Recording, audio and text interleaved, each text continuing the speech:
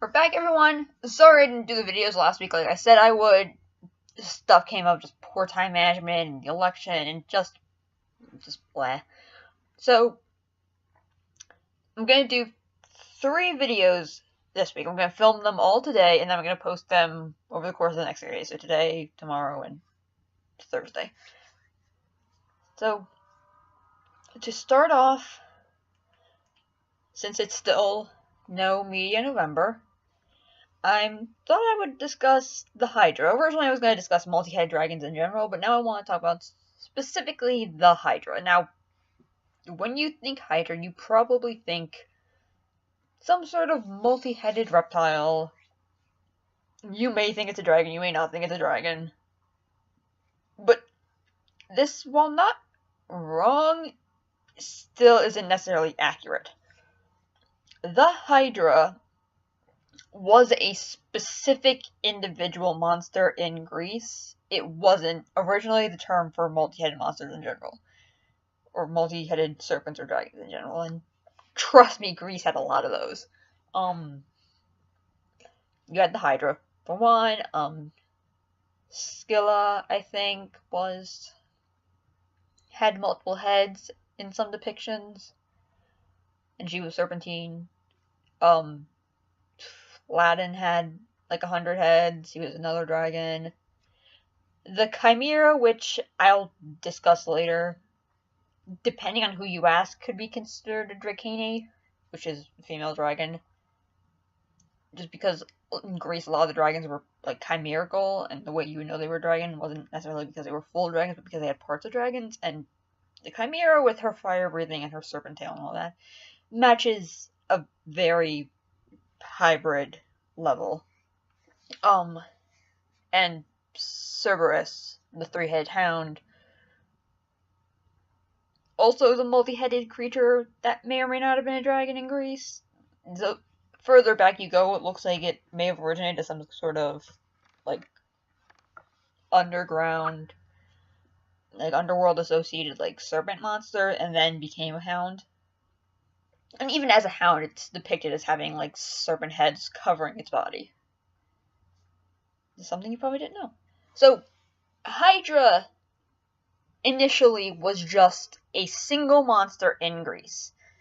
It was the Lernaean Hydra. It was a massive serpent. Didn't have any limbs.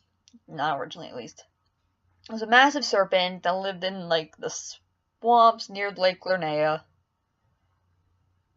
Or Lake Lernaea, I don't remember exactly what the name of the lake was. And was killed by Hercules as his second labor, I believe. The Hydras is where we get a lot of our traits for, like, the conventional Hydra of the modern age. Like limbs get added later, but the original one was limbless. Which basically is, it has multiple heads. Every time you cut a head off, 2 more grow. And it has toxic blood. Those were the 3 traits of the Hydra. Now, the way Hercules eventually ended up killing the Hydra was he tried cutting off the heads. It didn't work.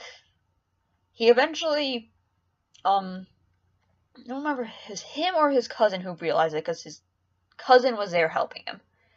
They eventually figured out that if you cut off a head and then burn the stump of the head, the Hydra won't be able to grow its head back. It cauterizes the wound and it can't regenerate. So, knowing this, they did that until the Hydra is dead. In some versions, it gives the Hydra a, like, immortal head, which I think was immune to this. It was either immune to the head cutting thing or was immune to the stump burning thing. It was immune in some way, and I think in myth he, like, crushed that under a bunch of rocks, and that's how he ended up slaying the Hydra. He then took his arrows, dipped them into the blood of the Hydra because the blood was super toxic, and then would then use those against his enemies. And actually, that's what ended up killing him, because he shot a centaur whose name I can't remember. It may be something like Narcissus or something like that. Then the centaur, wounded and dying, told Hercules' wife that if he took his she took his blood, smeared it on Hercules' clothes, Hercules would never stray from her. Now this was a trick because his blood was poisoned with the Hydra's blood, so his blood was now poisoned too. She did this, Hercules put on his clothes, and like died horribly. He either died horribly or as he was dying, he was raised into heaven as a constellation. Again, something, slight detour. There's very rarely only ever one version of a myth. There's usually a lot. So if someone tells you that this is the version of the myth, like if someone's telling you like this is the real version of the myth, they're probably lying. You do need to be careful. Like some myths get like mixed around in social consciousness and take on meanings that they originally didn't have. Like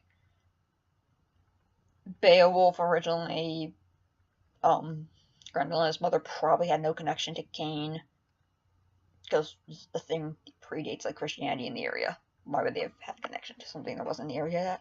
So some cases you need to be careful because of like new details being added. Sorry. But usually if someone tells you there's only one version of a myth, they're lying. There's usually a lot of versions of myths. So that's the Hydra. Now, you're probably wondering, why do we call all multi-headed dragons a Hydra? To be honest, probably because it's quicker than saying multi-headed dragon. And this isn't the first time it's happened in regards to mythology. The Pegasus was a single horse. It was the winged horse son of Medusa and Poseidon. It was one individual. There were other winged horses, I think, in Greek myth, or at least flying horses, but they weren't Pegasi. Pegasus wasn't a plural species. He was a singular. It was the name of the guy. It was the name of the horse. It'd be like calling all heroes Hercules. But over time, the term basically entered consciousness as being the term for winged horses. And now that's what everyone thinks winged horses are called. They're called Pegasi, even though Pegasus originated as just the name of this one horse.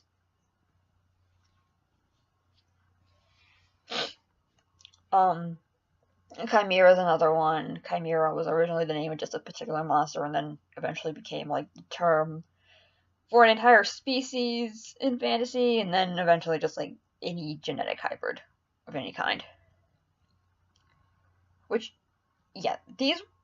While there were monsters similar to these things, like there were like other like, feline monsters in Greece, not just the Chimera.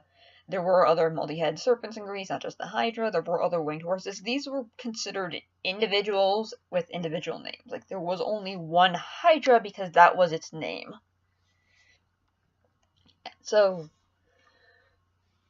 and in other parts of the world, there are other multi-serpents. In Japan, you have the Yamata no Arachi, which is an 8-headed serpent. You have the Zemai of, like, Slavic countries, which are 3 to 9, I think, headed, like, flying dragons that breathe fire.